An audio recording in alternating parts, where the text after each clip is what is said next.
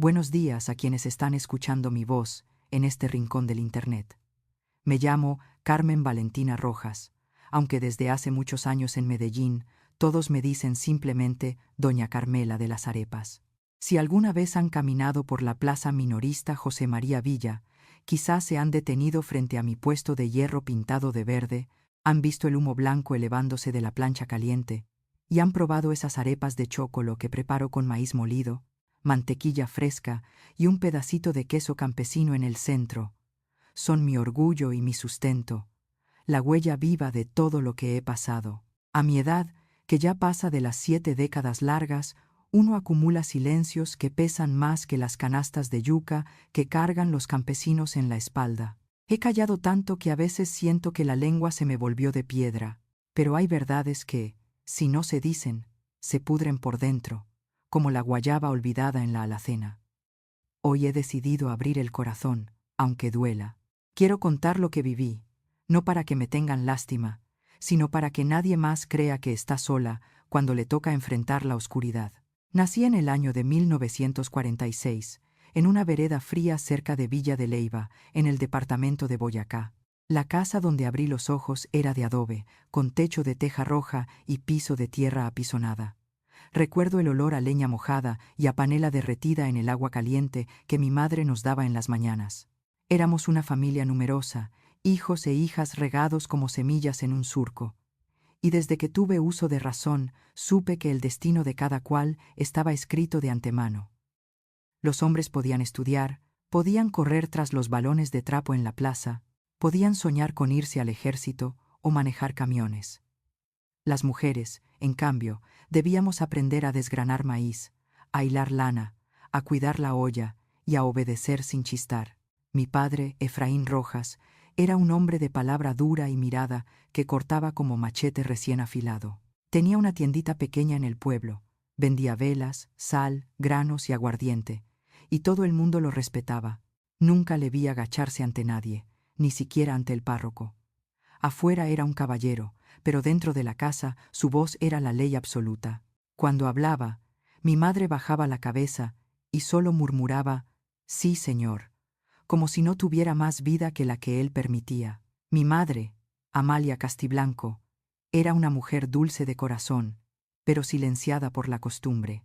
Sus manos olían siempre a jabón azul y a maíz pilado. Ella me enseñó a rezar y a cantar coplas. Me regaló esas pequeñas ternuras que podían darme luz en medio de tanta sombra. Sin embargo, no podía protegernos de la rigidez de mi padre, que decidía hasta cuántas cucharadas de azúcar debíamos poner en el café. Éramos varios hermanos. Los varones salían al amanecer con los cuadernos bajo el brazo, rumbo a la escuelita del pueblo, mientras nosotras, las mujeres, quedábamos en el patio barriendo, lavando ropa en la pila de cemento, cuidando las gallinas. Mi hermana mayor, Josefina, siempre repetía resignada, «Así es la vida de las muchachas decentes, nos toca servir y esperar que llegue un buen marido». Yo, en cambio, pasaba horas mirando las montañas y soñando con ir más allá, con conocer el mar que solo veía en las láminas de las revistas viejas que llegaban envueltas con la panela. La escuela apenas me abrió la puerta hasta el cuarto de primaria. Recuerdo todavía el olor a tiza y a cuaderno nuevo. Cuando logré leer de corrido y hacer las 4 operaciones básicas, mi padre anunció que ya sabía lo suficiente para una mujer. «Con eso le alcanza para llevar las cuentas de la casa y leer las recetas de cocina», dijo golpeando la mesa con el nudillo. Así se cerró mi mundo de letras, aunque por dentro yo ardía de ganas de seguir estudiando. Guardé silencio, porque replicar a mi padre era impensable. Los días transcurrían entre el frío de la madrugada, el humo del fogón y la vigilancia constante de su voz. Nunca podíamos salir a jugar a la calle, mucho menos quedarnos en la esquina conversando con los vecinos. «La niña decente no anda de vaga», repetía. Yo obedecía, aunque por dentro mi espíritu soñaba con correr descalza por los potreros. Esa fue mi infancia, un patio estrecho como cárcel, un cielo abierto como promesa y un padre que me recordaba cada día que mi destino era servir. Ahora, mientras miro mis manos arrugadas que aún amasan la arepa de cada día, entiendo que esa niñez me marcó para siempre. Aprendí temprano a callar, a obedecer, a guardar en el pecho los deseos y los miedos. Pero también aprendí a observar, a escuchar los susurros de mi madre, a recoger fuerzas de cada gesto pequeño de ternura. Todo eso me preparó, sin que yo lo supiera, para enfrentar los caminos oscuros que vendrían después.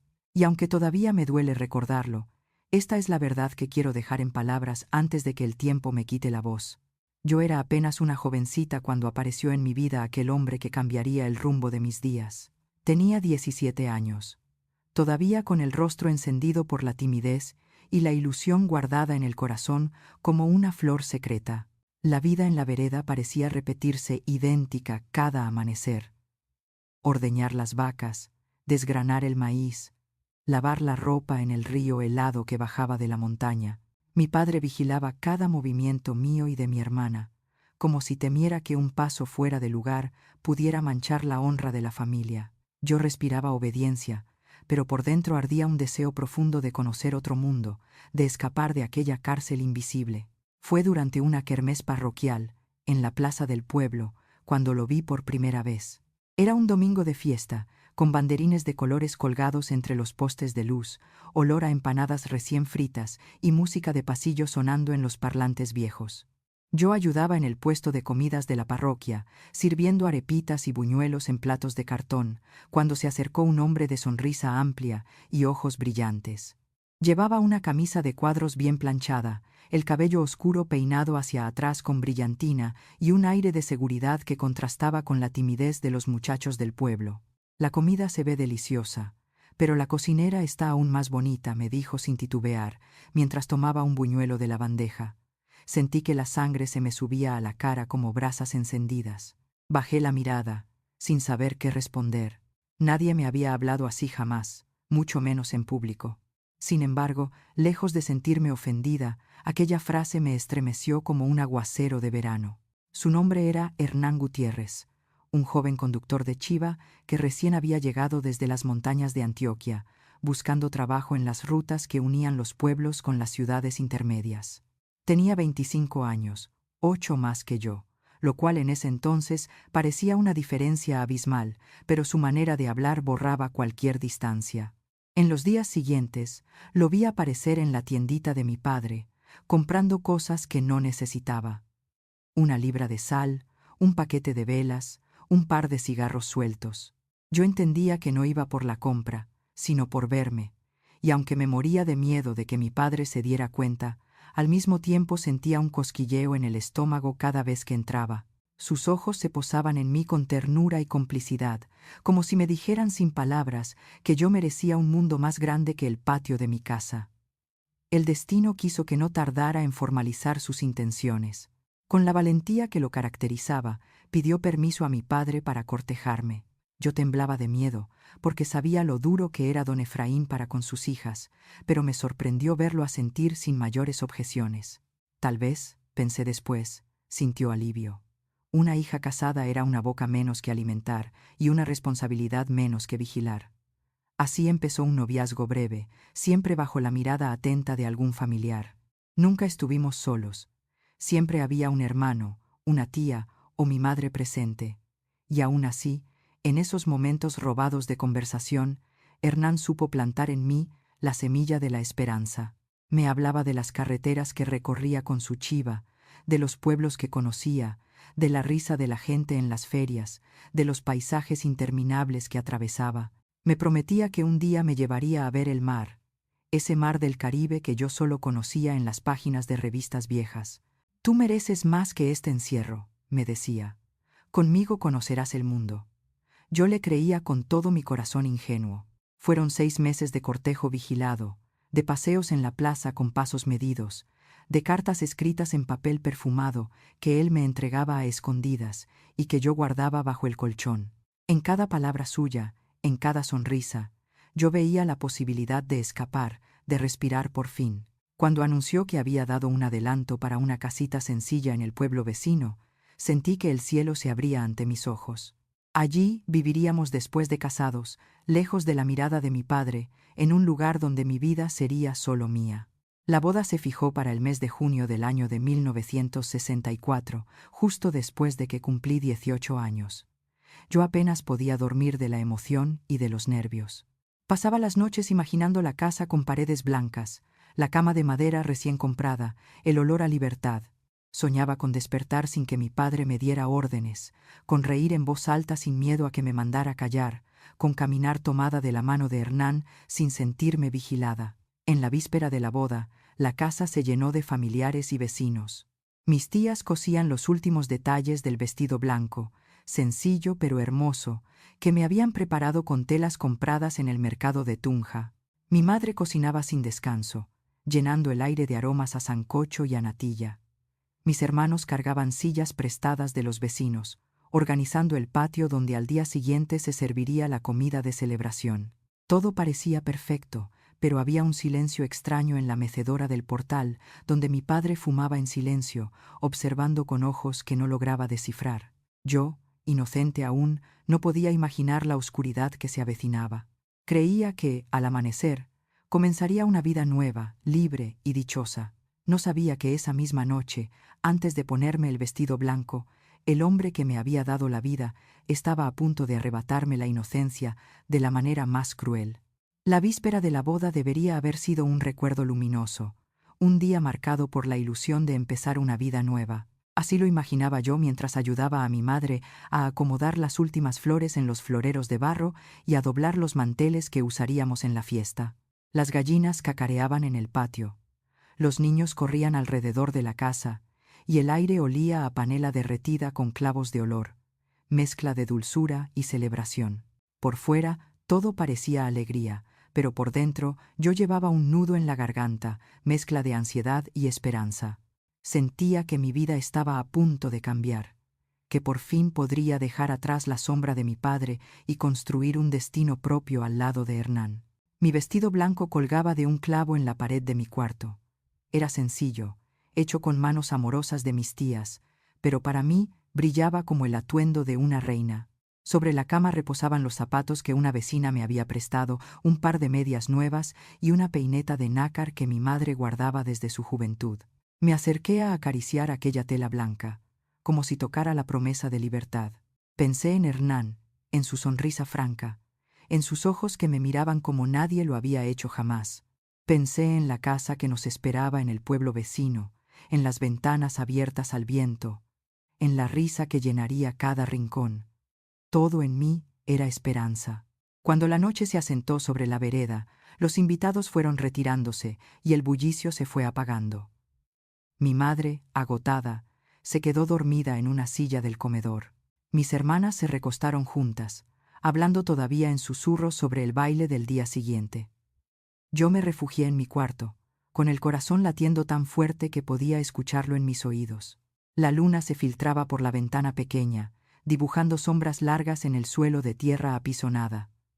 Cerré los ojos y traté de dormir, pero la emoción me mantenía despierta. Entonces escuché los pasos, un crujido en el pasillo, lento, pesado. Pensé que era mi madre levantándose para apagar el fogón, pero la puerta de mi cuarto se abrió sin aviso. La silueta de mi padre llenó el umbral, su figura robusta, su rostro endurecido por la sombra, el olor a tabaco y aguardiente, me golpeó como una bofetada. «Mañana vas a casarte», dijo con voz áspera, «pero antes tienes que aprender lo que significa obedecer». No entendí al principio.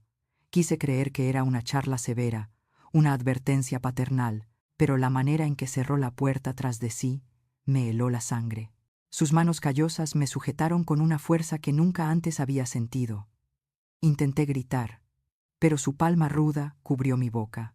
El cuarto se volvió un infierno silencioso, roto solo por mi respiración agitada y sus palabras susurradas al oído. «Más vale que calles. Si mañana alguien nota algo, peor será para ti». Lo que ocurrió esa noche marcó mi vida como un hierro candente.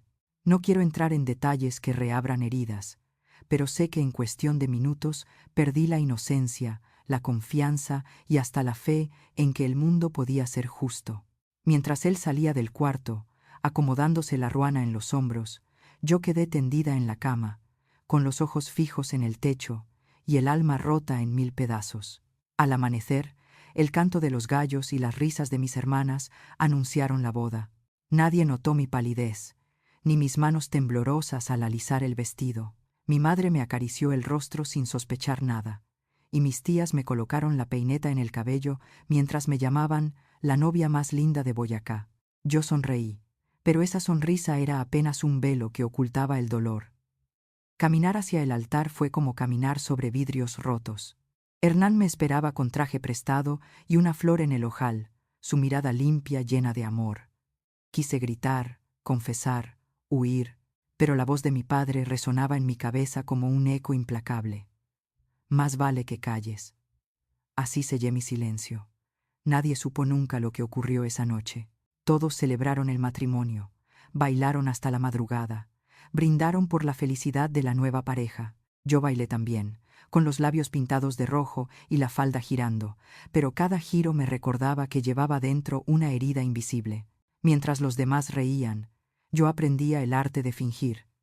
Esa noche previa a mi boda se convirtió en la sombra que acompañó cada paso de mi vida, y aunque traté de enterrarla en el silencio, aunque juré que jamás saldría de mis labios, la verdad terminaría persiguiéndome a lo largo de los años, hasta obligarme a enfrentarla de frente. Porque el pasado, por más que uno lo esconda, siempre encuentra la manera de regresar. El amanecer de mi boda llegó envuelto en campanas y en murmullos de alegría. La iglesia del pueblo, con sus paredes encaladas y su campanario sencillo, se llenó de vecinos curiosos y de familiares que venían desde veredas lejanas. Mi vestido blanco, planchado con esmero, parecía reflejar la luz de la mañana, aunque por dentro yo me sentía apagada. Sonreía porque así lo esperaba todo el mundo, porque la novia debía mostrarse dichosa, pero cada paso hacia el altar me recordaba el peso del silencio que llevaba cosido a la piel desde la noche anterior.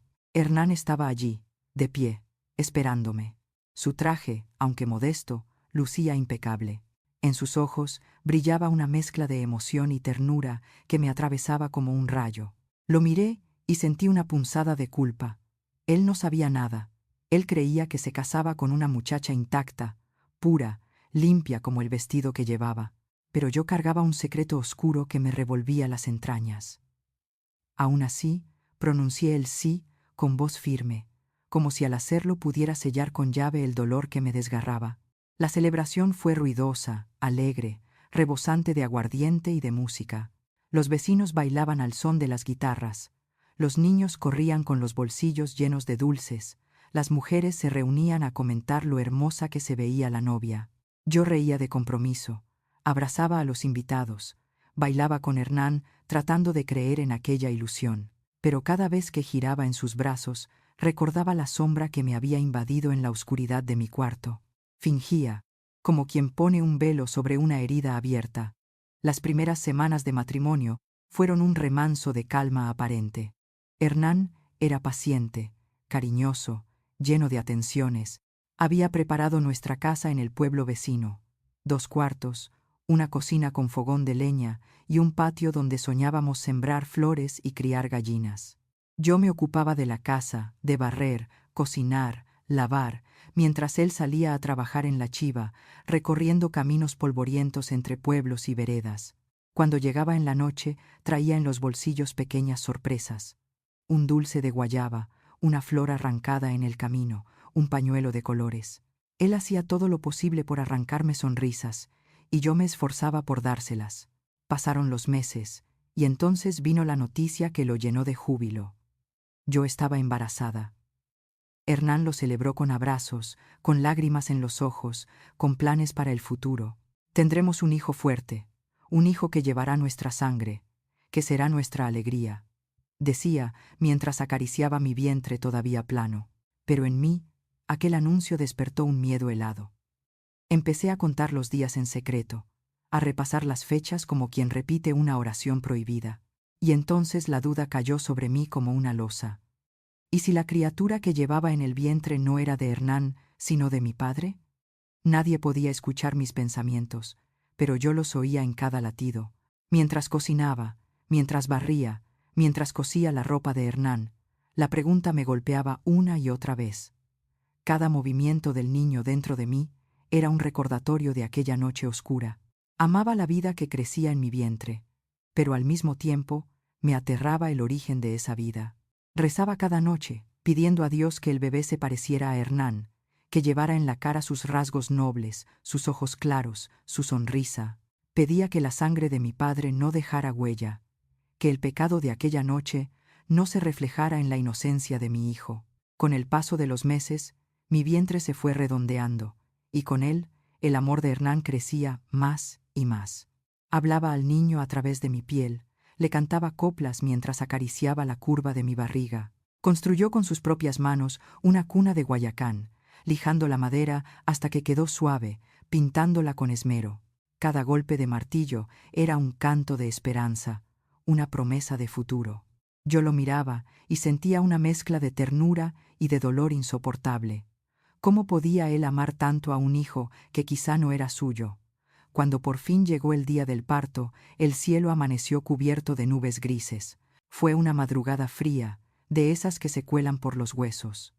Una partera del pueblo vino a la casa, acompañada de mi madre. El dolor me partía en dos, pero al final, entre sudores y lágrimas, nació una niña de mejillas sonrosadas y llanto fuerte. La pusieron en mis brazos, y en ese instante el mundo entero se desvaneció. Era mía, era mi hija, carne de mi carne, vida de mi vida. La miré y sentí un amor tan grande que casi me arrancó el aliento. La llamamos Lucía. Hernán la recibió con lágrimas y con un orgullo inmenso. La levantó en brazos y dijo que era el regalo más hermoso que Dios nos había dado. Yo lo miraba, y en el fondo temblaba. Observaba cada rasgo de la niña, buscaba desesperadas señales de quién era el verdadero padre. La forma de los ojos, el color de la piel, la curva de la nariz. Cada detalle me quemaba como fuego. Pero al mismo tiempo, algo dentro de mí se aferraba a esa criatura con una fuerza incontenible. No importaba de dónde viniera, era mi hija, y la amaría con todo lo que tenía. Aún así, el temor nunca me abandonó. Cada vez que veía a mi padre, cada vez que su sombra aparecía en los recuerdos, sentía que me arrancaban la paz. Y cuando, al poco tiempo, él vino a visitarnos con la excusa de conocer a su nieta, un escalofrío me recorrió el cuerpo. Lo vi acercarse a la cuna, y sin pensarlo, me interpusé entre él y la niña. Con voz firme, aunque temblorosa, le dije: «Ella no es tu nieta». Mis palabras lo hicieron sonreír con esa sonrisa cruel que solo yo conocía, y en ese instante comprendí que mi lucha apenas comenzaba, que la sombra de mi padre seguiría persiguiéndome más allá de los muros de nuestra casa. No pasó mucho tiempo después del nacimiento de Lucía para que yo entendiera que la sombra de mi padre no se detendría nunca. Al principio pensé que aquella visita había sido un impulso pasajero, que vendría a curiosear y después se marcharía, como cualquier abuelo deseoso de ver a su nieta. Pero yo sabía la verdad, y su mirada me lo confirmó. No había ido a ver a Lucía, había ido a recordarme que seguía teniendo poder sobre mí. Aquella tarde, mientras Hernán atendía a los vecinos que lo buscaban para un viaje en la chiva, mi padre se sentó frente a la cuna. No hizo falta que dijera palabra, su sola presencia me llenó de pánico. Me acerqué, con Lucía en brazos, y sentí su aliento mezclado de aguardiente y tabaco. «Te dije que callaras», susurró. «Si abres la boca lo pierdes todo». Yo apreté a mi hija contra el pecho. En mi mente resonaba la promesa de Hernán, sus planes de un hogar feliz, de un futuro donde reinaría la alegría. ¿Cómo podía destruir esa ilusión? No, debía callar, pero el silencio me estaba devorando. Esa noche no pude dormir. Escuchaba el ruido del viento golpeando las tejas, los grillos en el patio, el llanto de Lucía reclamando leche. Cada sonido era un recordatorio de que vivía atrapada entre dos mundos, el de la esposa amada y el de la hija sometida, y entendí que no podía seguir así. Si quería proteger a mi hija, debía cortar de raíz aquella cadena de miedo. Al día siguiente, hablé con Hernán. No le conté toda la verdad, pero sí le confesé mi temor. Le dije que no quería que mi padre rondara nuestra casa, que debía mantenernos lejos. Hernán, que me amaba con la nobleza de los hombres sencillos, aceptó sin preguntar demasiado. «Nos vamos a Bogotá», dijo, con esa decisión firme que lo caracterizaba. «Allá hay más trabajo, y nadie podrá buscarnos». La decisión se tomó en cuestión de días. Vendimos la cama, la chiva pequeña que Hernán había comprado a crédito, y hasta las gallinas que cacareaban en el patio. Con lo poco que sacamos, compramos pasajes en un bus destartalado que partía al amanecer hacia la capital. Yo llevaba a Lucía envuelta en una manta, con la cuna desarmada amarrada al techo del vehículo. Al mirar por la ventana cómo quedaba atrás nuestro pueblo, sentí un nudo en la garganta. Dejaba la tierra donde había nacido, las montañas que me habían visto crecer, pero también dejaba atrás el infierno de mi padre. El viaje fue largo, atravesando carreteras llenas de curvas, con el motor del bus rugiendo como un animal herido. Hernán me tomaba la mano de vez en cuando, como para recordarme que estábamos juntos en aquella huida. Lucía dormía y despertaba entre mis brazos, ajena a todo, con la inocencia de quien acaba de llegar al mundo. Yo la miraba y me prometía una y otra vez: te protegeré. No importa qué pase. No dejaré que te toque la sombra que me marcó a mí. Llegamos a Bogotá en una madrugada fría. El terminal de transportes era un hervidero de gente con costales, cajas, canastas de frutas y animales. El aire olía a diésel y a café barato. Encontramos una pieza en arriendo en el barrio San Cristóbal Sur, una habitación húmeda con paredes descascaradas y un baño compartido. No era mucho, pero era nuestro refugio. Los primeros meses fueron de pura supervivencia. Hernán consiguió empleo como ayudante en un taller mecánico y luego como conductor de buseta. Yo, con Lucía colgada al pecho, empecé a preparar arepas y caldos para vender en la esquina. Al principio nadie me conocía, pero poco a poco los vecinos empezaron a comprarme. Descubrieron que mi sazón era buena, que mis arepas sabían a hogar, y pronto las monedas comenzaron a llenar el tarro de galletas que usaba como alcancía. Pero aunque la ciudad nos ofrecía anonimato, el miedo nunca me abandonó. Cada vez que escuchaba pasos detrás de mí en la calle, volteaba de inmediato. Cada vez que un hombre se acercaba demasiado al puesto de arepas, el corazón se me aceleraba. Soñaba con la voz de mi padre, con sus amenazas, con la noche que me había robado la inocencia, y despertaba empapada en sudor, con Lucía llorando a mi lado. Hernán notaba mi desvelo, mi sobresalto, mis silencios. Intentaba darme paz. Me decía que estábamos a salvo, que en Bogotá mi padre jamás nos encontraría. Y yo lo escuchaba, pero por dentro una voz susurraba que la sombra siempre encuentra la manera de regresar. Pasaron los años y Lucía creció, llena de vida y de ternura. Sus primeras palabras fueron mamá y arepa. La veía correr por el patio de la vecindad, con las rodillas raspadas y la risa clara como campanas. Yo la amaba con un amor feroz, casi desesperado. Ella era la razón de cada amanecer, el motor de mi lucha, el recuerdo de que la vida también podía dar frutos dulces a pesar del dolor, y sin embargo, cada vez que la miraba, el temor se deslizaba como un veneno. ¿Vería en ella el reflejo de mi padre? ¿Heredaría algo más que la sangre? Era un miedo silencioso, que no compartía ni con Hernán. Lo guardaba en el rincón más profundo de mi alma, donde ya empezaban a acumularse demasiados secretos. Fue en aquellos años, en medio del bullicio de Bogotá, cuando entendí que huir no era suficiente. Podíamos cambiar de ciudad, de barrio, de vida entera, pero mientras yo callara, mientras la verdad siguiera oculta, mi padre tendría siempre una llave invisible sobre mí, y esa llave la usaría cuando menos lo esperara. La huida nos dio un respiro, pero también me enseñó que el miedo puede mudarse con uno, puede instalarse en la maleta más pequeña y acompañarlo a donde vaya. Yo vivía, trabajaba, reía con mi hija, pero en lo más profundo sabía que la historia no había terminado, y que, tarde o temprano, la sombra llamaría de nuevo a nuestra puerta. La vida en Bogotá se fue armando poco a poco, como un rompecabezas que exige paciencia y voluntad. Hernán, con su empeño inquebrantable, logró ascender de ayudante a conductor fijo en una empresa de transporte. Con el tiempo se volvió conocido en el barrio. Todos lo saludaban cuando pasaba con la buseta azul y blanca, pitando para avisar que había llegado. Yo, por mi parte, consolidé mi pequeño puesto de arepas en la esquina de la avenida principal. Las mañanas olían a café recién colado y a masa de maíz tostada, y los clientes habituales se convirtieron en amigos.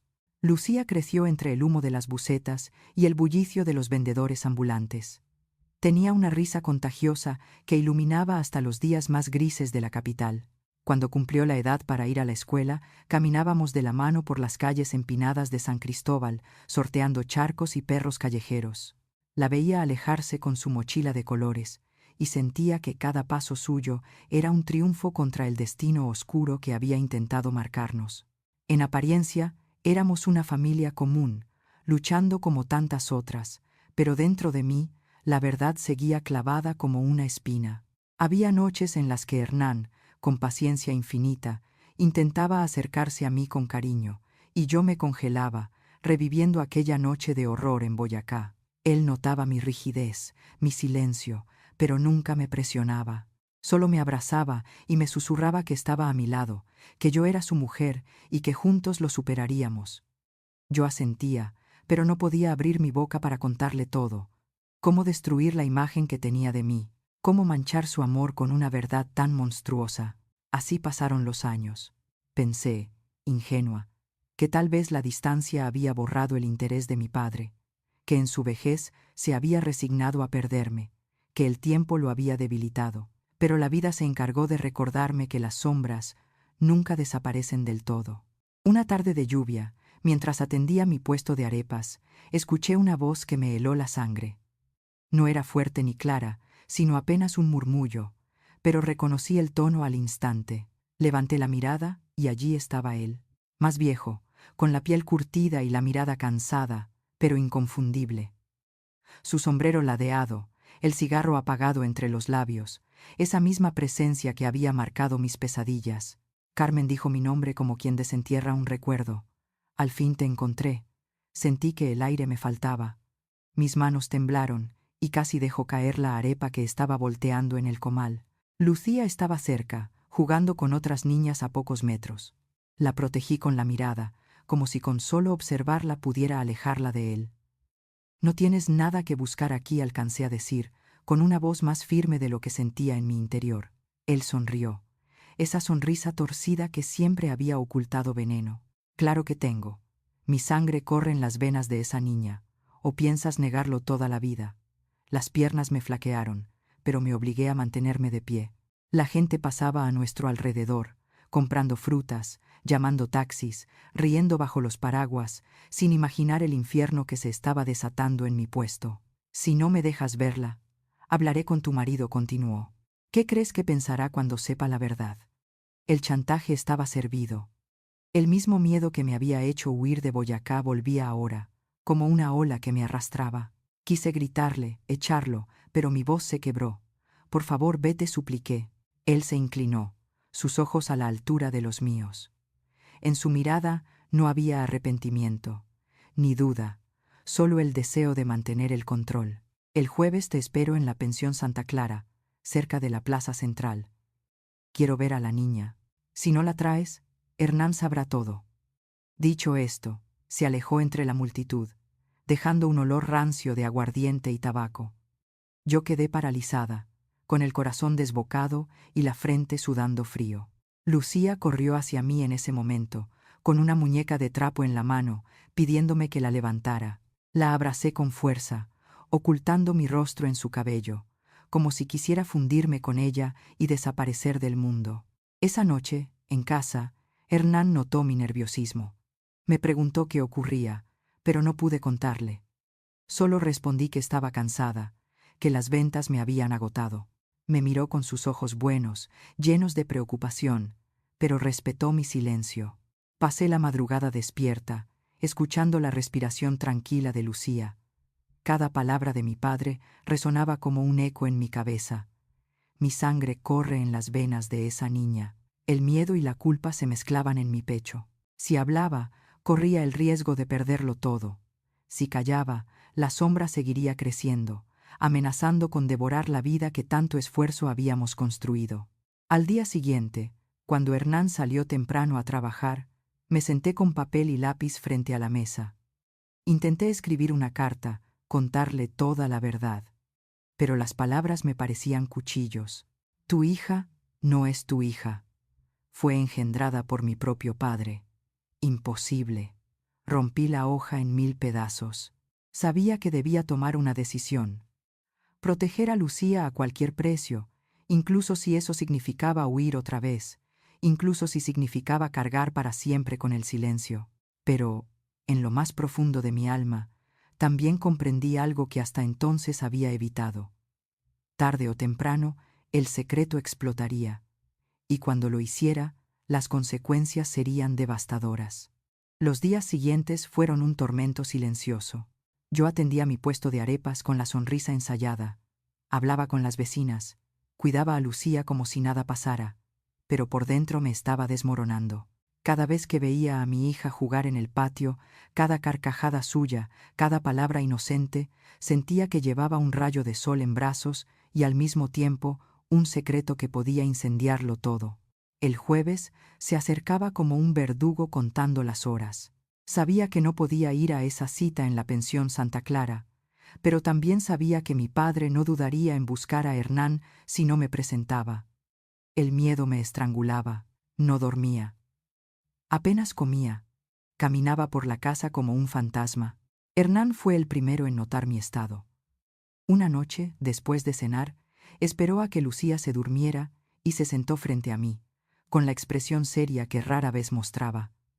«Carmen, ¿qué te pasa?», me preguntó. «Te conozco demasiado bien. No puedes engañarme con excusas de cansancio. Algo te está carcomiendo y quiero saber qué es». Quise inventar una respuesta, hablar de deudas, de la fatiga de la ciudad, de cualquier cosa, pero mis labios temblaron y las lágrimas se me escaparon antes de poder articular palabra. Hernán se levantó, rodeó la mesa y me tomó de los hombros. «Mira», me dijo con voz firme, «sea lo que sea, no tienes que cargarlo sola. Yo soy tu esposo, Carmen, tu compañero». Su mirada era tan honesta, tan llena de amor, que me atravesó como una daga. Sentí que ya no podía seguir callando, que el peso del secreto me estaba matando lentamente. Respiré hondo, cerré los ojos y lo solté. «Hernán», la voz me salió quebrada. «Lo que voy a decirte puede destruirlo todo, pero no puedo seguir ocultándolo». Él permaneció en silencio, esperando. Entonces, con el corazón desbocado, conté lo que había ocurrido la víspera de nuestra boda en Boyacá, la puerta cerrándose, la voz de mi padre, su cuerpo imponiéndose sobre el mío, el dolor, la humillación. Hablé como nunca antes, con detalles que había intentado enterrar durante años. Las palabras salieron entre sollozos, como agua de una presa rota. «Lucía», dije finalmente, mirando hacia la habitación donde mi hija dormía. «Lucía no es tu hija de sangre». Hernán retrocedió como si le hubiera lanzado un golpe en el pecho. Se pasó las manos por el rostro, respirando hondo, los ojos perdidos en algún punto de la pared. «¿Qué estás diciendo?», murmuró. «Es la verdad», susurré. «La niña que criamos juntos, que amas como tuya, es fruto de lo que mi padre me hizo aquella noche». El silencio que siguió fue insoportable. Sentí que el mundo se detenía, que el aire en la habitación se volvía irrespirable. Temblaba, esperando un grito, un golpe, el abandono. Pero Hernán no gritó, no me golpeó, solo se dejó caer en la silla, con la mirada perdida y los puños cerrados sobre la mesa. «Dios mío», dijo al fin, «todo este tiempo, ¿y me lo ocultaste?». Las lágrimas me cegaban. «Tenía miedo», confesé. «Pensé que si lo sabías me rechazarías, que me culparías, que me quitarías a Lucía. Pensé que perdería lo único bueno que me ha pasado en la vida, tú y esta familia». Hernán guardó silencio un largo rato.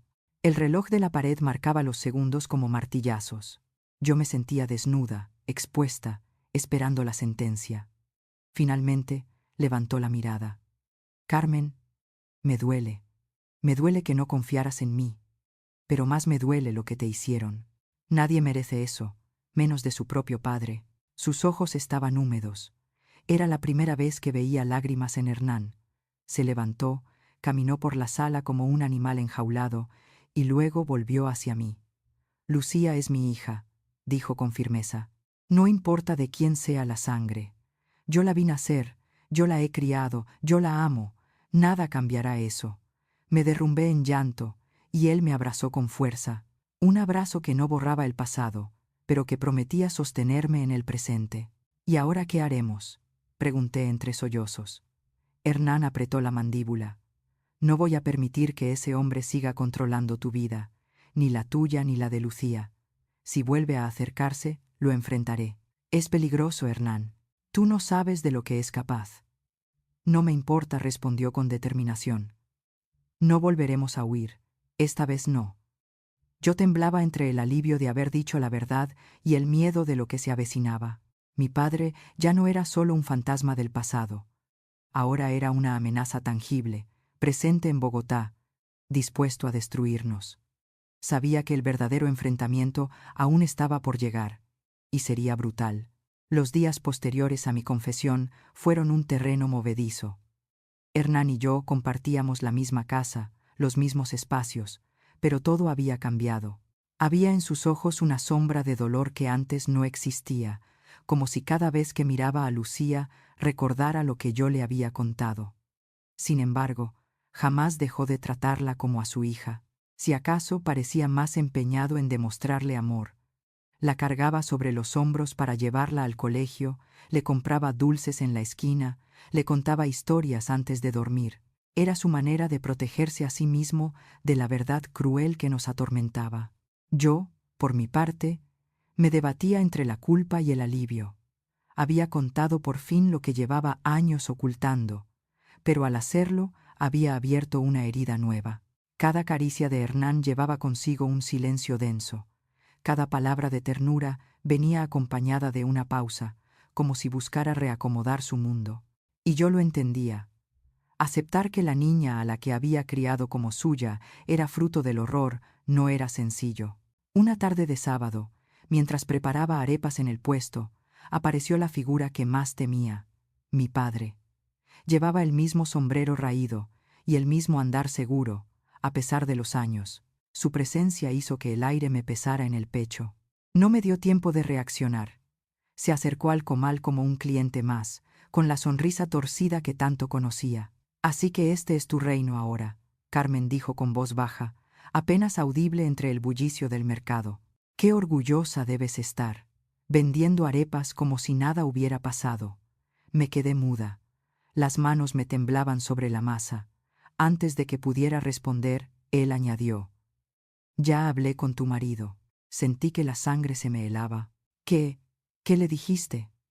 Lo suficiente para que entienda que no puede seguir viviendo en la mentira. ¿O acaso no te diste cuenta de que él ya sospechaba? Lo miré con terror. Era cierto. Hernán había notado mi extraño comportamiento, mis silencios, mis lágrimas. ¿Sería posible que mi padre se hubiera adelantado a mí? Si quieres que esto no empeore, me traerás a la niña, continuó. No quiero discusiones. Solo quiero verla, jugar con ella un rato. Es mi derecho. ¡No!, grité con una fuerza que sorprendió hasta a mí misma. No la tendrás nunca. Él se inclinó sobre el comal, tan cerca que sentí su aliento mezclado de aguardiente. Entonces tu esposo sabrá todo. Con lujo de detalles. ¿Crees que seguirá mirándote igual? ¿Crees que seguirá criando a la hija de un monstruo? Un nudo me cerró la garganta. Mis manos sudaban. Estaba atrapada. Si lo enfrentaba, podía destruir mi matrimonio. Si cedía, ponía a Lucía en sus garras. Esa noche, cuando volví a casa, Hernán me esperaba en la sala. Tenía la mirada dura, los puños cerrados. Tu padre vino a buscarme, dijo sin rodeos. Me contó su versión, su maldita versión. Me quedé paralizada. ¿Qué te dijo? Que Lucía es suya, que tú lo ocultaste, que me usaste como escudo todos estos años. Las lágrimas me nublaron la vista. No es así, Hernán. No fue una elección, no fue amor, fue violencia. Él apretó los dientes. Lo sé, te creo. Pero entiéndeme. Escuchar esas palabras de su boca fue como recibir un puñal. Se levantó y comenzó a caminar de un lado a otro. Ese hombre no se detendrá, Carmen. No basta con que yo te crea. Él va a seguir viniendo, va a seguir amenazando. Tenemos que hacer algo. Me acerqué temblando. ¿Qué vas a hacer? Lo que sea necesario para protegerte a ti. Y a Lucía respondió con voz grave. aunque tenga que enfrentarme a él directamente. En ese momento, un pequeño ruido interrumpió la tensión. Lucía estaba de pie en la puerta del cuarto, con su muñeca de trapo en brazos y los ojos llenos de curiosidad. ¿Por qué gritan, mamá?, preguntó con voz inocente. ¿Pasa algo malo? Me apresuré a secarme las lágrimas y la abracé. No, mi amor. Solo estábamos hablando fuerte. Todo está bien. Pero no estaba bien. Lucía nos miraba con esa mezcla de desconfianza y ternura que tienen los niños cuando intuyen que los adultos esconden algo. Y comprendí, con un dolor desgarrador, que ya no podíamos seguir ocultando el conflicto. Tarde o temprano, la sombra terminaría alcanzándola.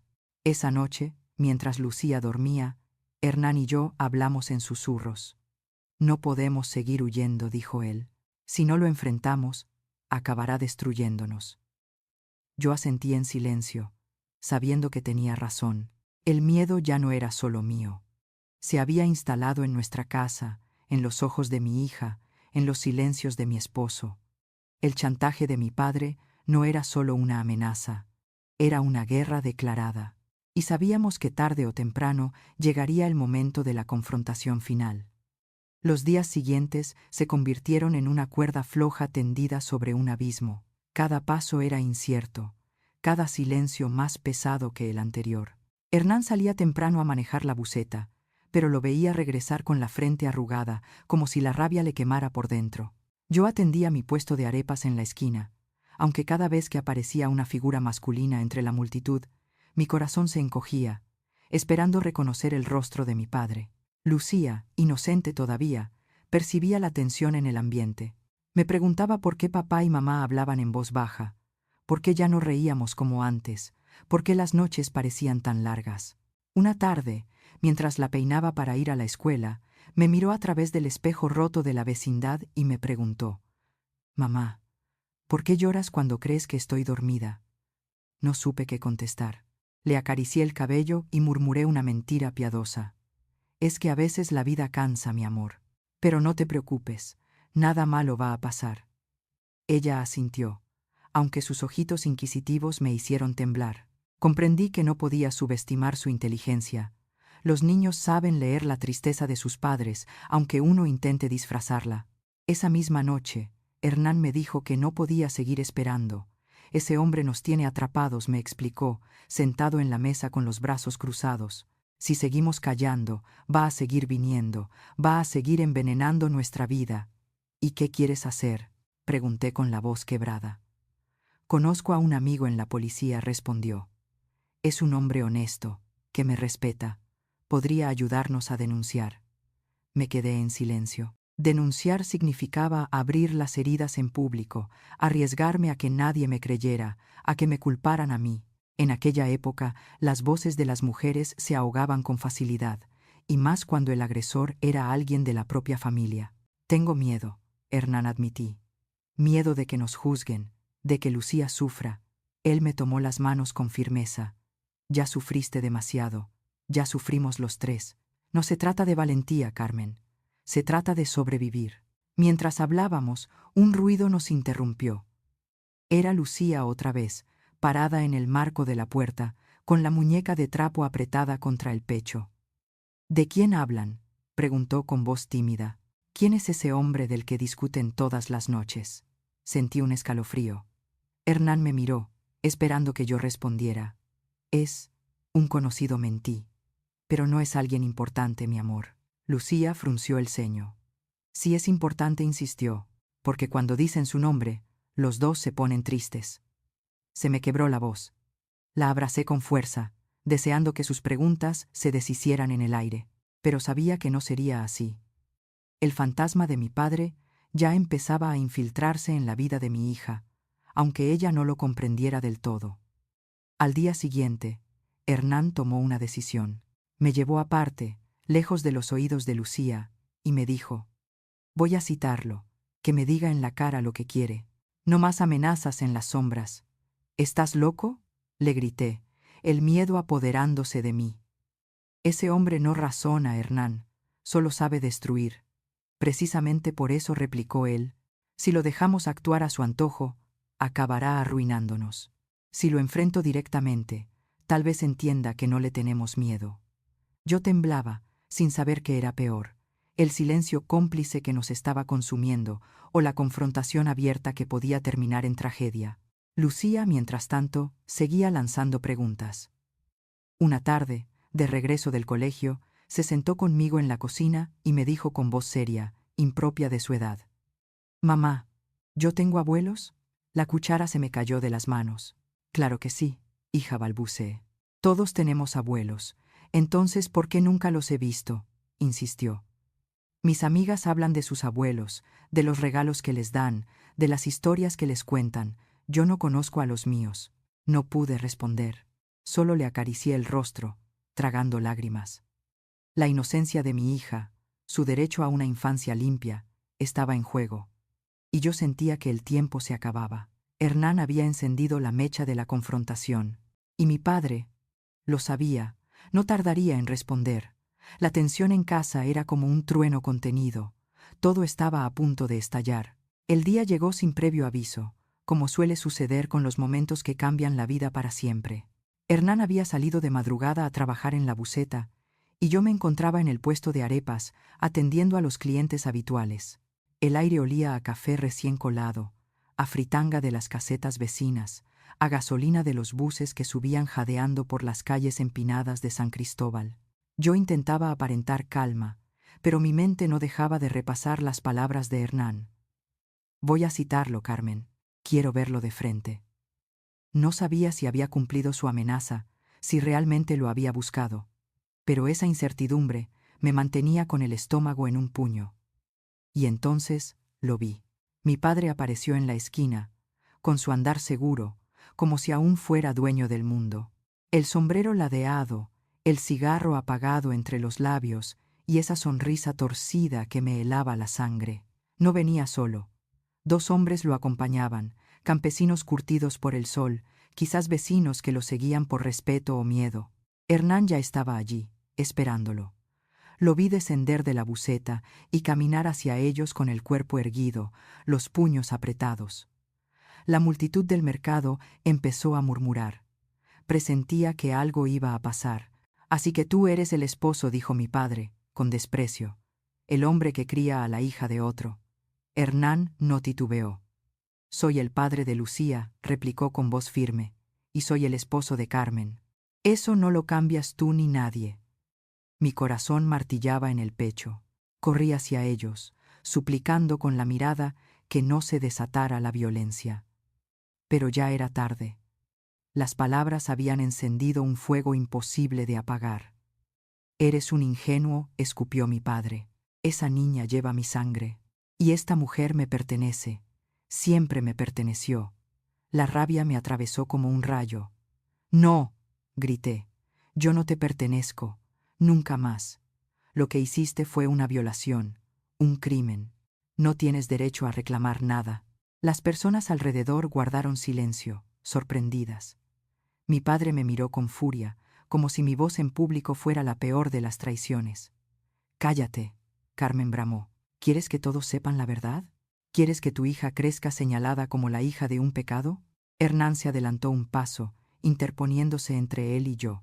«Ella no tiene nada que callar. El único que debería esconderse eres tú». Los hombres que acompañaban a mi padre dieron un paso adelante, amenazantes. Hernán se plantó firme, sin retroceder. El mercado entero observaba, y yo sabía que en cuestión de segundos aquello podía terminar en un estallido de golpes, o peor aún, en sangre. «Márchate de una vez», ordenó Hernán. «No volverás a acercarte ni a Carmen ni a Lucía». Mi padre soltó una carcajada amarga. «¿Y qué vas a hacer si no? ¿Golpearme? ¿Denunciarme? Nadie cree esas historias. Yo soy un hombre respetado». Hernán lo miró fijamente, sin parpadear. «Te equivocas. Ya no estamos en tu pueblo. Aquí la gente escucha, aquí la gente habla. Si te atreves a volver, no solo te enfrentarás conmigo, sino con la justicia». Hubo un silencio denso, roto apenas por el murmullo de los curiosos. Mi padre frunció el ceño, y por un instante vi en su rostro algo que nunca había notado, una sombra de duda, una grieta en su arrogancia. «Esto no termina aquí», murmuró finalmente, volviéndose hacia los suyos. «Pero pronto verán quién tiene la última palabra». Se marchó entre la multitud, dejando tras de sí un olor agrio de aguardiente y tabaco. Hernán se quedó inmóvil, con los puños aún cerrados, la respiración agitada. Me acerqué temblando, las lágrimas corriéndome por las mejillas. «¿Lo enfrentaste?», susurré. «Sí», dijo él, mirándome con determinación. «Pero no basta. Ese hombre volverá, y la próxima vez puede ser peor». Esa noche, la tensión en casa era insoportable. Lucía, que había escuchado rumores de los vecinos, me preguntó de nuevo: «Mamá, ¿quién es ese señor del que todos hablan? ¿Por qué papá se peleó con él?». No supe qué responder. Sentí que el círculo se cerraba, que ya no había forma de ocultar la verdad por mucho tiempo más. Me senté en la cama de Lucía, la abracé y le prometí: «Todo lo que hacemos es para protegerte, mi amor. Tú eres lo más valioso que tenemos». Ella apoyó la cabeza en mi hombro, confiada. Y yo, en silencio, supe que el verdadero desenlace se acercaba. La confrontación abierta había comenzado, y de su resultado dependería nuestro destino entero. Los días posteriores al enfrentamiento en el mercado fueron una calma tensa, un silencio extraño que parecía presagiar tormenta. Hernán se mantenía alerta, salía a trabajar con la mandíbula apretada y los ojos fijos en cada esquina. Yo apenas podía concentrarme en el puesto de arepas. Mis manos seguían amasando la masa por costumbre, pero el corazón me latía desbocado cada vez que una figura masculina se acercaba demasiado. Los vecinos murmuraban sobre el altercado. Algunos me miraban con compasión, otros con una curiosidad morbosa que me hacía sentir desnuda en plena calle. Lucía, aunque pequeña, percibía el ambiente enrarecido. Una noche, mientras la arropaba en su cama, me preguntó con voz temblorosa: «Mamá, ¿ese señor malo va a hacernos daño?». Se me encogió el alma. Le acaricié el cabello y respondí con la ternura más firme que pude: «No, mi amor. Nunca dejaré que nadie te toque». Pero por dentro sabía que no era tan sencillo. El hombre que me había marcado con el dolor más grande de mi vida no se iría así como así, y no tardó en demostrarlo. Una madrugada, cuando el barrio dormía, escuchamos golpes en la puerta. Hernán se levantó de un salto, tomó un palo de madera que guardábamos junto a la cama y se acercó despacio. Yo me aferré a Lucía, que se había despertado sobresaltada. «Abran», gritó una voz que reconocí al instante. Era él. Los golpes se intensificaron. Los vecinos empezaron a encender luces, a asomarse por las ventanas. Hernán abrió apenas una rendija, dispuesto a enfrentarlo, pero los dos hombres que lo acompañaban en el mercado irrumpieron con violencia. Empujaron la puerta y lo golpearon contra la pared. Yo grité, intentando cubrir a Lucía con mi cuerpo. Mi padre entró con la calma cruel de quien se siente dueño de la situación. «¿Ves, Carmen?», dijo con esa voz ronca que me perseguía en pesadillas. «Te advertí que no podías desafiarme». Hernán, tambaleante, se levantó y lo enfrentó con el palo en alto. «¡Sal de mi casa!». Los hombres intentaron reducirlo, pero el ruido atrajo a más vecinos. Gritos, pasos, puertas que se abrían. La calle se llenó de curiosos indignados. Una vecina, doña Teresa, corrió a llamar a la policía. Mi padre, al darse cuenta de que la multitud se volvía en su contra, retrocedió. «Esto no termina aquí», escupió. «Ella es mía, siempre lo será», y se marchó entre insultos y abucheos de los vecinos, arrastrando a sus cómplices. Esa noche, mientras consolábamos a Lucía, comprendí que ya no había escapatoria. La sombra había dejado de ser un secreto oculto en las paredes de mi memoria.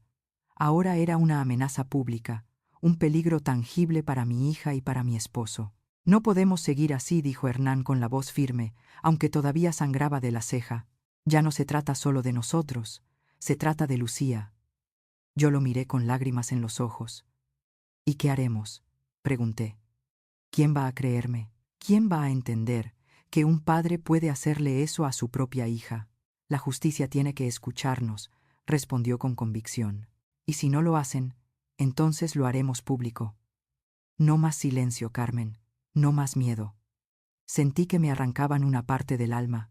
Hablar significaba desnudar mi historia frente a extraños, revivir cada detalle de aquella noche. Pero también era la única forma de salvar a mi hija, de romper la cadena de horror que nos tenía atrapados. Días después, de la mano de Hernán, entré por primera vez a una comisaría. El olor a papeles viejos y a café frío me revolvió el estómago. Conté mi historia entre lágrimas, con la voz quebrada, mientras un oficial escribía cada palabra en su máquina de escribir. Vi cómo Hernán me apretaba la mano, cómo Lucía nos esperaba afuera con doña Teresa, y supe que ya no estaba sola. La denuncia fue el inicio de un proceso doloroso. Vecinos declararon haber visto las amenazas. Algunos se solidarizaron, otros se alejaron por miedo. Mi padre, altivo, negó todo. Se presentó como un anciano injustamente acusado. Pero por primera vez, la verdad había salido de mi boca. Por primera vez, el silencio se había roto. Aquella noche, al regresar a casa, abracé a Lucía con toda la fuerza de mi cuerpo. Ella me miró con sus ojos grandes y dijo: «Mamá, ¿ya no va a volver el hombre malo?». La besé en la frente y le respondí con una convicción que nacía del dolor y de la esperanza: «No, hija. Nunca más». Sabía que la batalla apenas comenzaba, que el camino sería largo y cruel, pero también entendí que al romper el silencio había encendido una luz, y esa luz, aunque pequeña, tenía el poder de iluminar incluso la oscuridad más espesa. El proceso judicial comenzó con la lentitud desesperante de la burocracia. Nos citaron a la primera audiencia en un edificio gris del centro de Bogotá, con paredes altas y pasillos que olían a humedad y a papeles envejecidos. Recuerdo que al entrar sentí que el aire se volvía más pesado, como si cada escalón me arrastrara hacia un pozo donde tendría que desnudar mi alma ante desconocidos.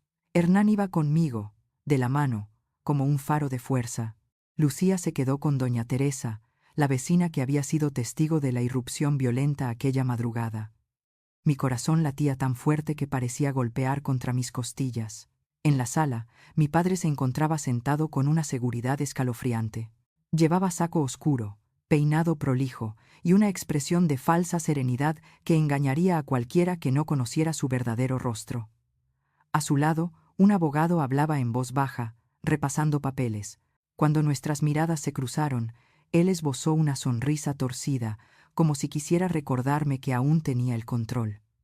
El juez abrió la audiencia y me pidió declarar. Sentí que la voz se me quebraba antes de pronunciar la primera palabra, pero recordé a Lucía, recordé el miedo en sus preguntas, recordé las noches en que me había desvelado imaginando que la sombra podía alcanzarla. Y entonces hablé. Conté la historia desde el principio.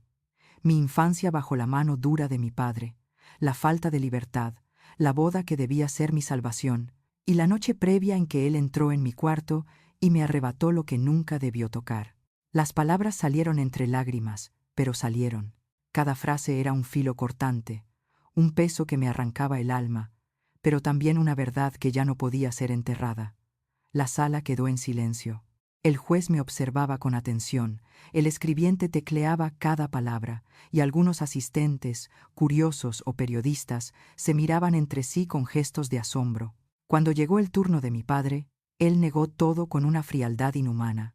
«Es una invención», dijo, «una farsa para manchar mi nombre.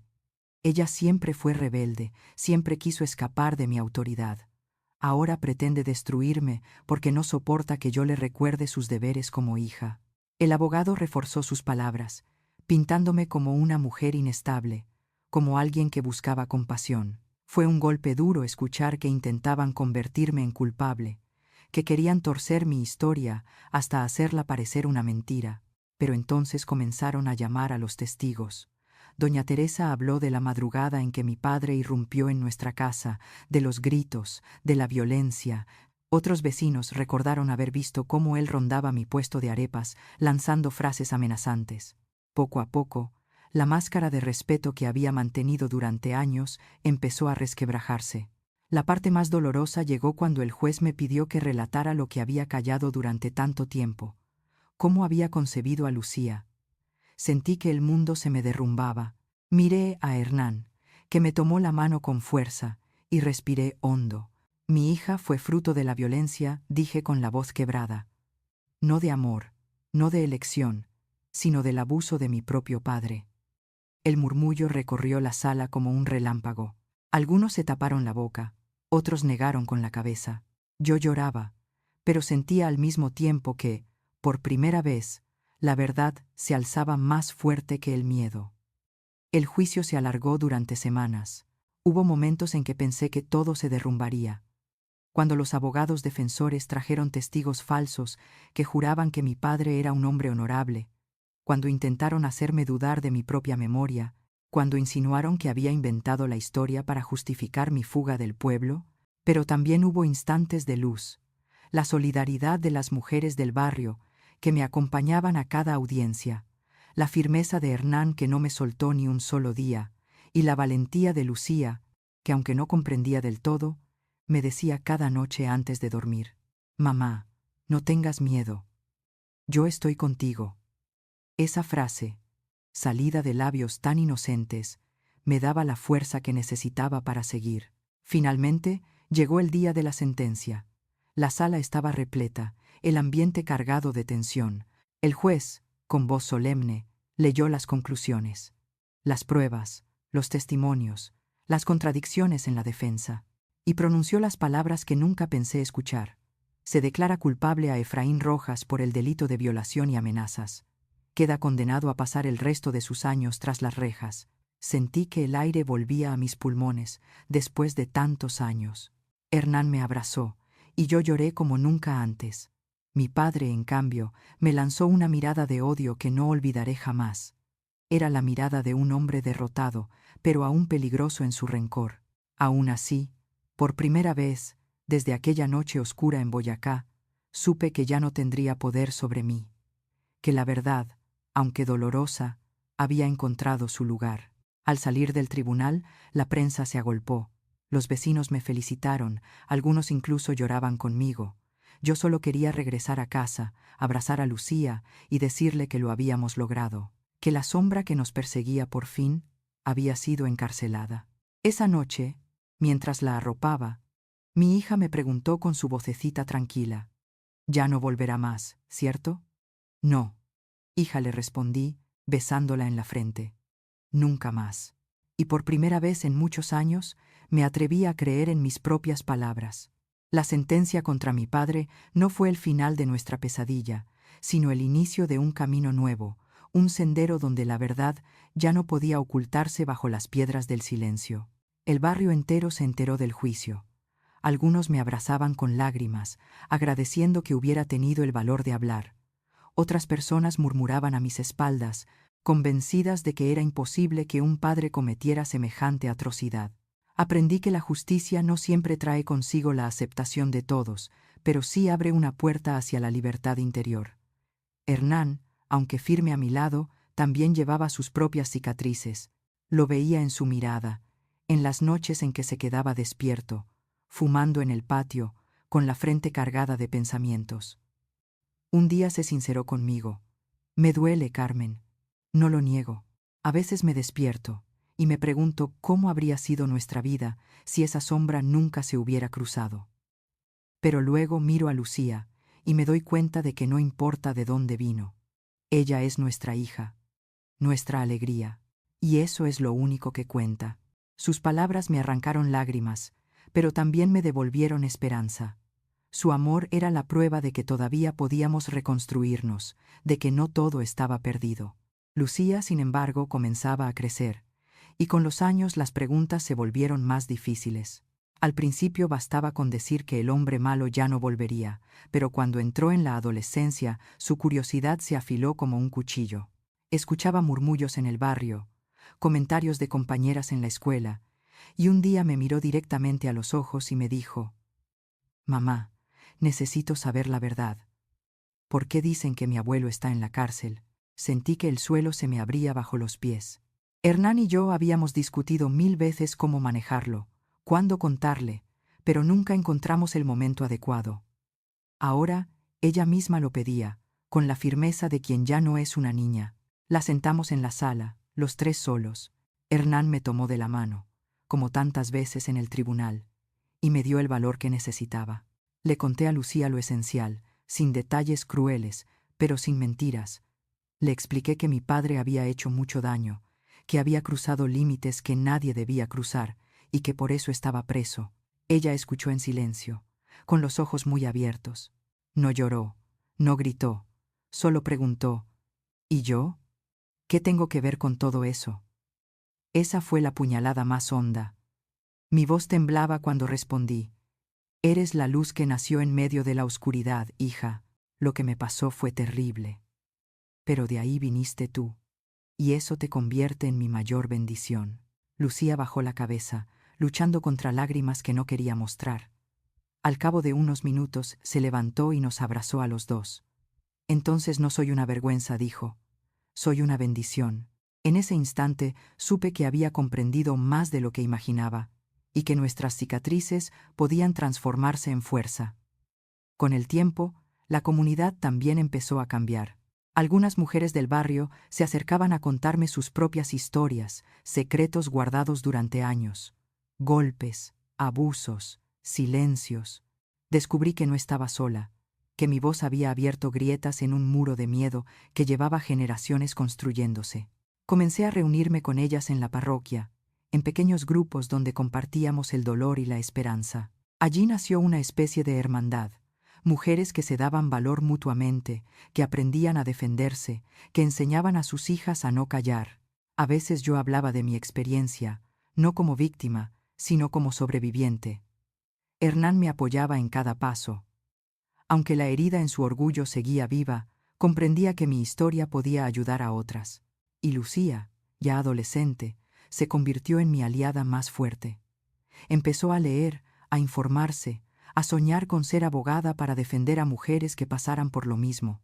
Una tarde, mientras acomodábamos juntas las arepas en el puesto, me dijo: «Mamá, yo quiero que lo que te pasó no le pase a nadie más. Si tú pudiste alzar la voz, yo también puedo». La abracé con un nudo en la garganta. En sus palabras había una promesa de futuro, una semilla de esperanza. El juicio había dejado cicatrices, sí. La comunidad seguía dividida, algunos nunca nos mirarían sin prejuicio. Pero en mi casa, en el corazón de mi hija y en la fuerza de mi esposo, había nacido algo más grande que el miedo, la certeza de que la verdad, aunque dolorosa, libera. Y por primera vez en décadas, me atreví a mirar hacia adelante sin temblar. El tiempo pasó como una corriente lenta pero constante. Lucía dejó de ser la niña de trenzas y rodillas raspadas para convertirse en una joven de mirada firme y voz clara. Yo la observaba desde la ventana de nuestra casa en San Cristóbal, con el corazón desbordado de orgullo y un leve temblor de nostalgia. Parecía increíble que aquella criatura que había sostenido entre mis brazos temblorosos la noche de su nacimiento, ahora caminara con paso decidido por la vida, con sueños que iban mucho más allá de lo que yo alguna vez me atreví a imaginar. En el colegio se destacó por su inteligencia, pero sobre todo por su sensibilidad hacia las injusticias. Cuando alguna compañera era objeto de burlas, ella era la primera en defenderla. Cuando un profesor levantaba demasiado la voz, Lucía se levantaba con dignidad y pedía respeto. Yo veía en ella un fuego que me recordaba a mí misma en la juventud, ese mismo fuego que mi padre intentó apagar a golpes de miedo, pero que en ella ardía más fuerte que nunca. Una tarde, al regresar de clases, me anunció con entusiasmo: «Mamá, quiero estudiar Derecho. Quiero ser abogada para defender a las mujeres que no tienen voz». Sentí un nudo en la garganta. Ese sueño era la confirmación de que nuestro dolor no había sido en vano, de que las cicatrices podían convertirse en alas. Hernán, aunque preocupado por el costo de la universidad, la abrazó y dijo con orgullo: «Haré lo que sea necesario para que cumplas ese sueño, hija». Y así comenzó una nueva etapa en nuestra vida. Vendimos la buseta que Hernán manejaba desde hacía años. Nos apretamos el cinturón, trabajamos jornadas más largas en el puesto de arepas, todo para pagar la matrícula y los libros. Cada moneda ahorrada era una inversión en el futuro, una promesa de que la historia de nuestra familia cambiaría de rumbo. En la universidad, Lucía se convirtió en una voz poderosa. Participaba en debates, escribía artículos en los murales estudiantiles, organizaba grupos de apoyo para compañeras que sufrían acoso. Me contaba que muchas veces las chicas la buscaban en secreto, confiándole historias de violencia en sus casas, de abusos que nadie quería escuchar. Y Lucía, con esa mezcla de ternura y valentía, les decía: «No estás sola. Yo sé lo que se siente». Al principio, me asustaba que compartiera nuestra historia. Tenía miedo de que la juzgaran, de que la señalaran, de que volviera a cargar con un peso que yo había intentado evitarle. Pero ella me tranquilizaba. Mamá me decía: «Lo que vivimos no es una vergüenza, es una prueba de que podemos sobrevivir. Si yo lo cuento, otras entenderán que también pueden salir adelante». Con los años, Lucía se graduó con honores. Recuerdo ese día como si fuera ayer. Estaba de pie en el auditorio, con toga negra y birrete, recibiendo su diploma mientras los aplausos retumbaban en las paredes. Yo lloraba sin poder contenerme, y Hernán, con el pecho inflado de orgullo, aplaudía tan fuerte que todos lo miraban. Cuando ella bajó del escenario, se acercó a nosotros y me susurró al oído: «Este triunfo es tuyo, mamá, porque gracias a ti aprendí a no callar». Después de graduarse, Lucía comenzó a trabajar en una fundación dedicada a acompañar a mujeres víctimas de violencia. Allí encontró su verdadera vocación: escuchar, orientar, defender. La veía regresar a casa cansada, pero con la satisfacción en los ojos de quien sabe que está sembrando esperanza. Yo, ya mayor, seguía vendiendo arepas. La gente del barrio me llamaba con cariño Doña Carmela de las arepas, y muchos sabían ya mi historia. Algunas mujeres me buscaban para contarme las suyas, y yo las escuchaba con paciencia, con lágrimas compartidas. Pero ahora ya no era solo una oyente. Podía decirles que mi hija era abogada, que podía ayudarlas, que no estaban solas. El círculo de dolor que había comenzado en una noche de horror en Boyacá se transformaba poco a poco en un círculo de apoyo y esperanza. Lucía era el puente entre nuestro pasado y el futuro de muchas otras. Un día, en un evento público de la Fundación, Lucía subió al escenario para dar un discurso. Hernán y yo estábamos sentados en primera fila, tomados de la mano. Ella habló con firmeza, sin temblar, frente a una sala llena de mujeres, hombres, autoridades y periodistas. «Mi historia comienza con el silencio de mi madre», dijo, «pero no termina allí. Ella me enseñó que el silencio puede ser roto, que la verdad puede abrirse paso aunque duela. Yo estoy aquí porque una mujer tuvo el valor de hablar, y mi misión es que ninguna más tenga que callar jamás». Los aplausos fueron ensordecedores. Yo lloraba, Hernán lloraba, y Lucía sonreía con la fuerza de quien sabe que está cambiando el mundo. Esa noche, al regresar a casa, me senté en la cama y miré mis manos arrugadas, las mismas que habían sostenido a Lucía cuando nació, las mismas que habían amasado arepas durante décadas para sacarla adelante. Y sentí, por primera vez en mucho tiempo, una paz profunda. Sí, mi vida había estado marcada por la violencia, por el miedo, por un silencio que me robó años enteros. Pero al ver a mi hija convertida en voz de esperanza, comprendí que el dolor no había sido inútil, que en medio de la oscuridad había nacido una luz que ya nadie podría apagar. «Gracias, hija», susurré esa noche, mientras el sueño me vencía, «porque tu vida es la prueba de que incluso las heridas más hondas pueden convertirse en alas». Los años pasaron como hojas que arrastra el viento. Mis cabellos, que alguna vez fueron negros como la noche boyacense, se volvieron plateados. Y mis manos, curtidas por el maíz y el fuego del comal, se llenaron de arrugas profundas.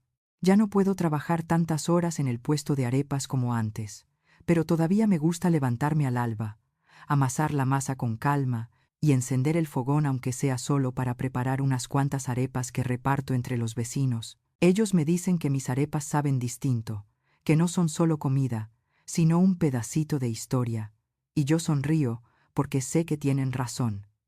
Lucía ya es una mujer hecha y derecha. Tiene su propia oficina en el centro de Bogotá, donde atiende a mujeres de todas las edades que llegan cargadas de dolor, buscando una salida.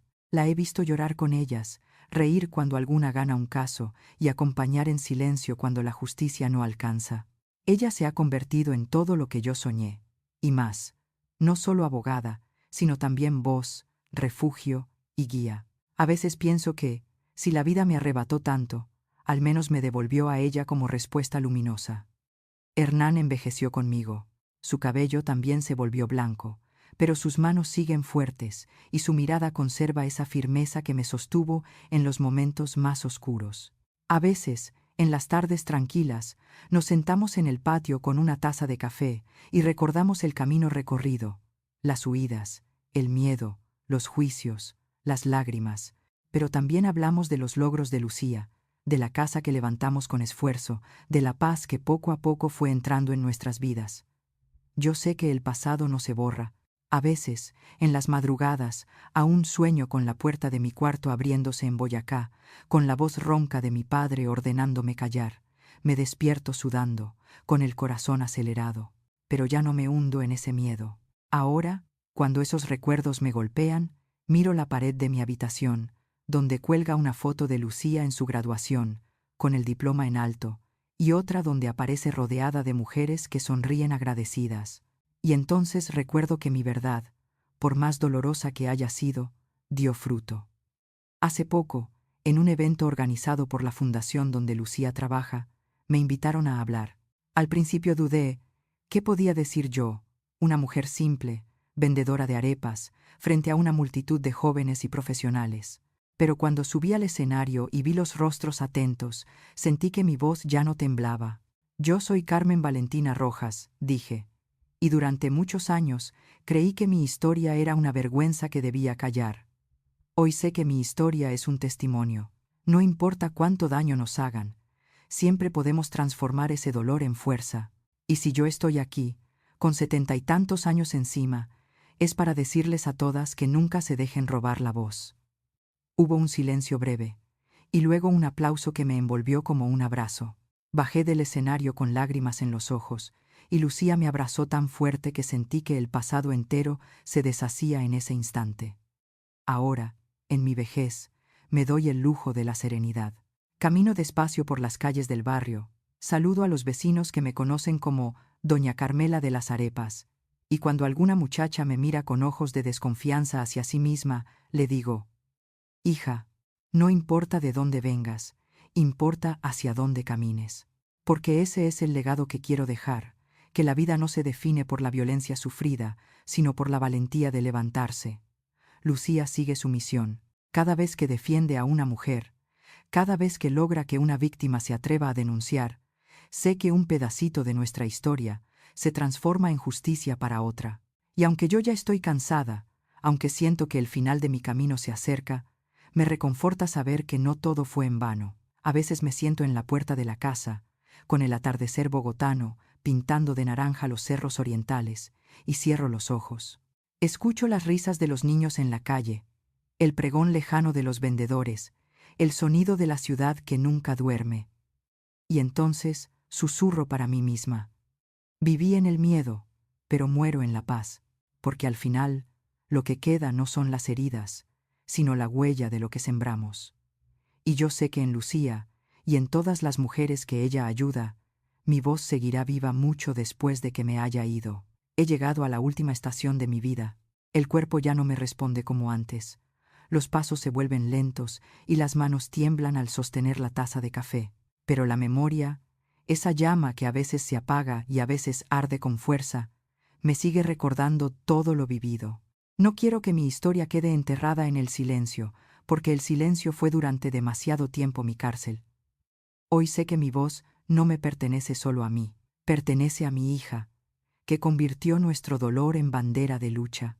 Pertenece a las mujeres que se atrevieron a acercarse a mí para decirme: a mí también me pasó, y que encontraron en mis palabras un refugio. Pertenece a todas aquellas que aún no se atreven a hablar, pero que en lo profundo de su corazón esperan un signo, una prueba de que se puede sobrevivir. No pretendo ser heroína. Soy solo una mujer que sufrió, que cayó demasiado, pero que un día decidió romper la cadena, y aunque me duele reconocerlo, hasta la tragedia que marcó mi destino tuvo un sentido. Me dio a Lucía. Ella es la prueba de que la vida puede nacer incluso en la oscuridad más profunda, y de que la luz, cuando se enciende, puede multiplicarse sin medida. A las generaciones que vienen les digo esto: nunca permitan que les roben la voz. Ese es mi legado: demostrar que el pasado no nos condena, que incluso desde el barro más oscuro puede brotar una flor. Y mientras el viento bogotano sopla entre los cerros, me gusta pensar que mi voz seguirá viva en cada mujer que decida no callar nunca más.